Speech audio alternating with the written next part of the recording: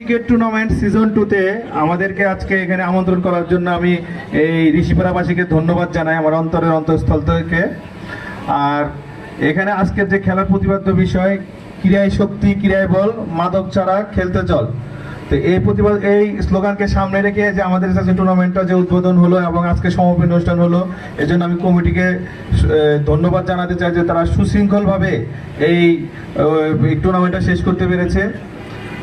আর আজকে যে চ্যাম্পিয়ন হলো যে হেমায়তপুরের যে টিমটা, তাদেরকে আমি শুভেচ্ছা জানাই এবং আমাদের যে কমিটির টিম ঋষিপাড়া টিম, তারাও খুব ভালো খেলেছে, তাদেরকেও আমি আমাদের পক্ষ থেকে ধন্যবাদ জানাই। এখানে খেলায় হার জিত থাকবে, কেউ আপনারা সবাইকে তো আর ট্রফি দেওয়া সম্ভব না, সবাই তো একজন জিতবে একজন হারবে, সেটাই হচ্ছে মূল বিষয়।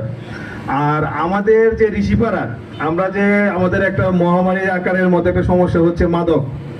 আমাদের ডিবির বিভিন্ন পেজে, পুলিশের বিভিন্ন পেজে আমরা প্রায় দেখতে পারি যে আপনার যে এখানে মাদক ব্যবসায়ী মানে অ্যারেস্ট হয়েছে। তা আমরা আপনাদের কিন্তু তরুণ সমাজের উদ্দেশ্যে আমি বলতে চাই যে আপনারা খেলাধুলার প্রতি মনোনিবেশ করবেন, মাদকের থেকে দূরে থাকবেন। আপনারা মাদকের যে ভয়াল থাবা, আপনাদের এই মাদকের ভয়াল থাবা থেকে নিজেদেরকে দূরে রাখবেন, কারণ মাদকাসক্ত যেই হয়েছে তার ভবিষ্যৎ নষ্ট হয়ে গিয়েছে।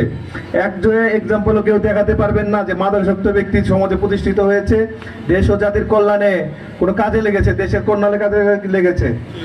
তাই বেশি কথা বলবো না, আমি সেটাই বলবো যে আপনারা অবশ্যই মাদক থেকে দূরে থাকবেন এবং এই মাদক থেকে দূরে থাকতে হলে অবশ্যই আপনাকে খেলাধুলার প্রতি মনোনিবেশ করতে হবে।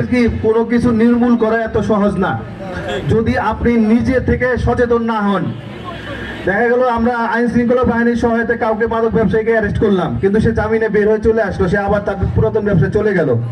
এখন আমরা যদি বিভিন্ন পাড়ায় মহল্লায়, এই এলাকায় মাত্র অনেকগুলো মহল্লা রয়েছে, তো সবাই যদি ঘরে ঘরে যদি আমরা যদি বাবা মায়েরা যদি তাদের সন্তানকে মাদকের ভয়াল থাবা সম্বন্ধে সচেতন করি এবং আমাদের বিদ্যালয় যেগুলো রয়েছে সেখান থেকে যদি আমরা শিক্ষকেরা যদি আমাদের ছাত্রদেরকে যে মাদকের ভয়াল থাবা সম্বন্ধে উত্তম শিক্ষা প্রদান করে এবং আমরা খেলাধুলার মাধ্যমে যদি জনসচেতনতা তৈরি করতে পারি, আমি মনে করব তাহলে এই মাদক নির্মূল করা সম্ভব।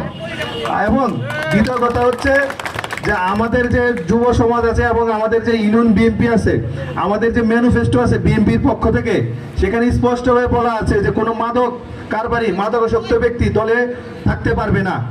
এটা হচ্ছে আমাদের প্রায়োরিটি বেসিসে আমরা কাজ করছি। আপনারা এই ব্যাপারেও জানেন যে আমাদের সরকারেরও কিন্তু একটা বর্তমান সরকারি চাকরিতে আপনার যখন প্রবেশ করতে হলে ডোপ টেস্ট দিতে হবে। কেউ যদি সেই ডোপ টেস্টে উত্তীর্ণ হতে না পারে, সে সরকারি চাকরি পাবে না।